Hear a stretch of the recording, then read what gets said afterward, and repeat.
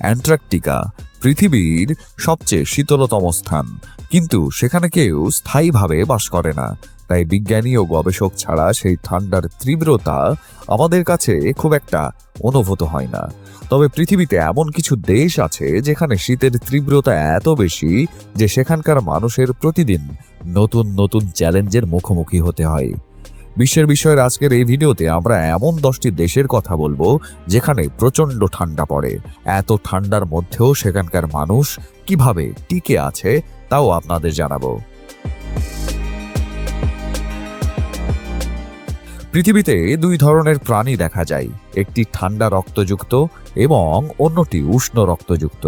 আমরা যদি ঠান্ডা রক্তের প্রাণীদের কথা বলি, তারা এমন প্রাণী যাদের শরীরের তাপমাত্রা বায়ুমণ্ডলের তাপ অনুযায়ী স্বয়ংক্রিয়ভাবে পরিবর্তিত হয়।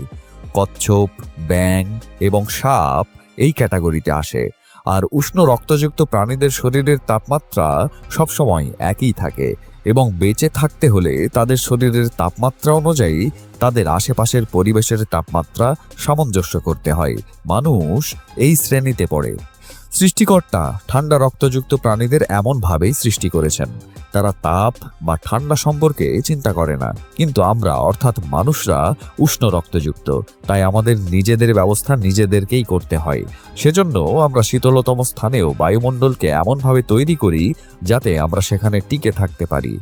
এই তালিকার প্রথমেই আসে রাশিয়ার নাম। রাশিয়া বিশ্বের সবচেয়ে বড় দেশ, এছাড়াও এটি ঠান্ডার দিক থেকে শীর্ষে রয়েছে।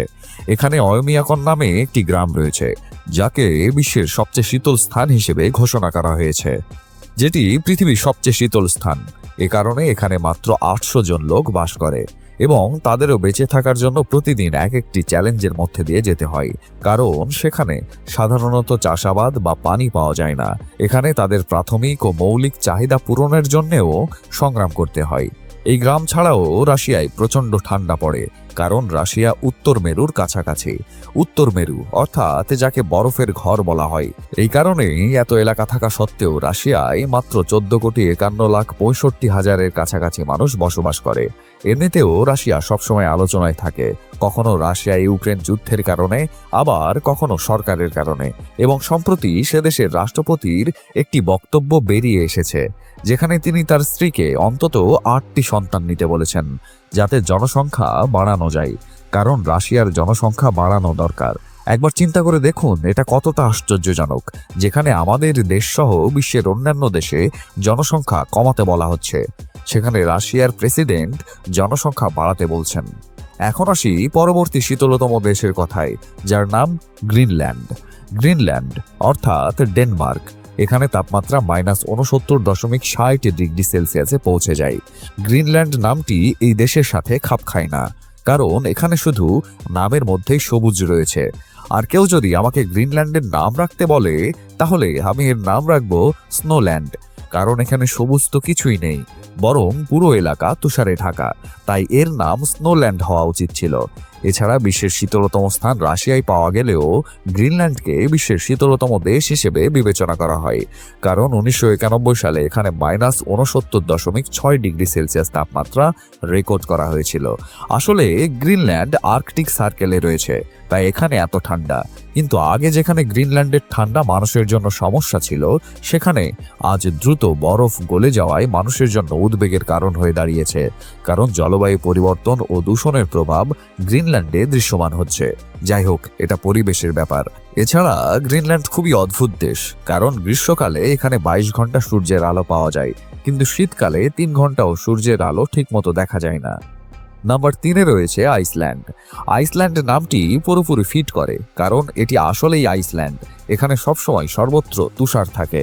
তবে গ্রিনল্যান্ডের তুলনায় এটি একটু উষ্ণ এবং গ্রীষ্মের মৌসুমে জায়গাটি সবুজে ঢাকা থাকে, কিন্তু শীতকালে এটি সম্পূর্ণরূপে বরফের পুরু চাদরে আবৃত থাকে এবং এখানকার তাপমাত্রা সবসময় মাইনাসেই থাকে।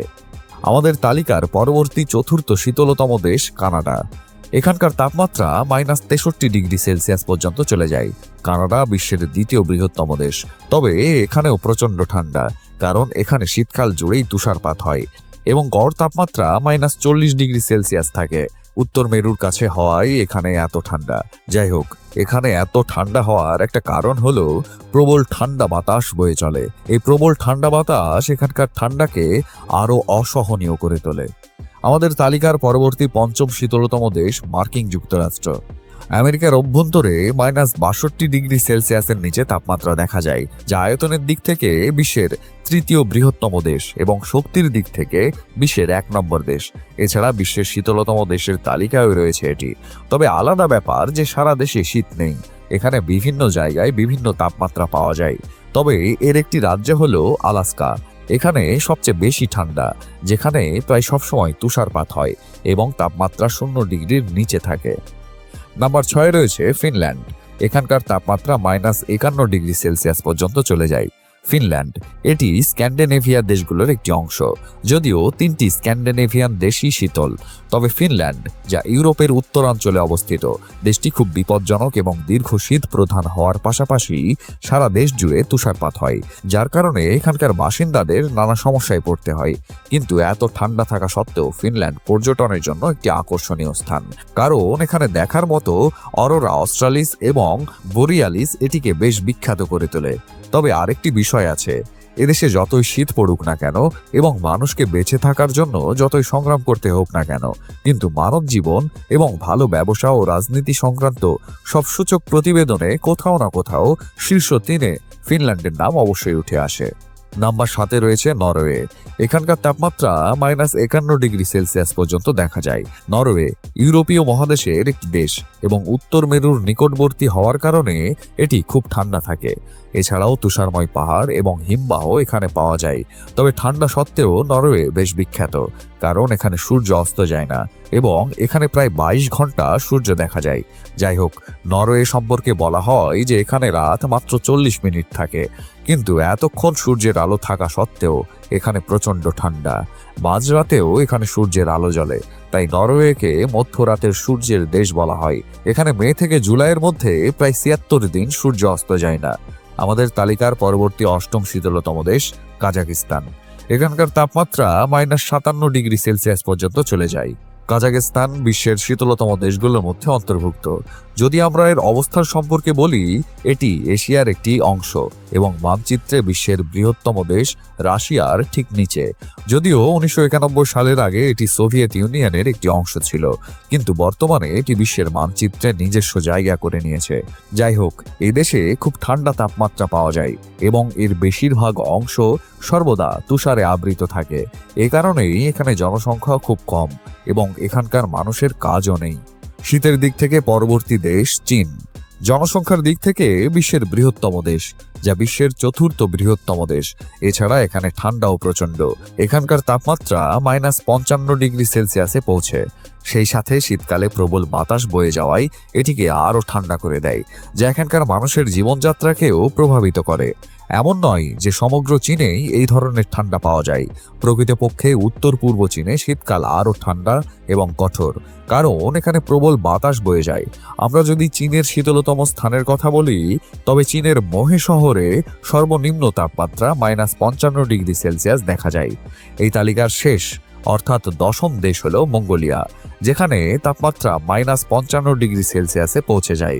মঙ্গোলিয়া একটি এশিয়ান দেশ, যা মানচিত্রে চীনের কাছে দৃশ্যমান। এখানেও বেশ ঠান্ডা। নভেম্বর থেকে মার্চের মধ্যে এখানকার তাপমাত্রা 0°-র নিচে থাকে এবং যদি গড় তাপমাত্রার কথা বলি, শীতের রাতে তা -40°C পর্যন্ত চলে যায়। এখানে সবচেয়ে শীতের মাস জানুয়ারি এবং প্রচণ্ড ঠান্ডার কারণে এখানকার অধিকাংশ মানুষ যাযাবর জীবনযাপন করে। এদেশের বেশিরভাগ মানুষই রাখাল, যারা তাদের পশুর উপর নির্ভর করে এবং যেখানে সেখানে ঘুরে বেড়ায়। তারা প্রকৃতির সাথে সামঞ্জস্য বজায় রাখতে এটি করে। এই ঠান্ডা দেশগুলোর মধ্যে কোন দেশটি আপনার সবচেয়ে বেশি পছন্দ হয়েছে? এছাড়াও আপনি বিশ্বের এই 10টি শীতলতম দেশগুলোর মধ্যে কোনটি ভ্রমণ করেছেন? কমেন্ট করে আমাদের জানাতে পারেন। এই ছিল বিশ্বের বিষয়ের আজকের এই ভিডিওতে। আশা করছি ভিডিওটি আপনাদের সকলের কাছে অনেক ভালো লেগেছে। ভিডিওটি কেমন লেগেছে তা জানিয়ে কমেন্ট করুন। ভিডিওটি ভালো লাগলে লাইক এবং শেয়ার করুন। এরকম আরও ভিডিও পেতে আমাদের চ্যানেলটি সাবস্ক্রাইব করুন। ধন্যবাদ।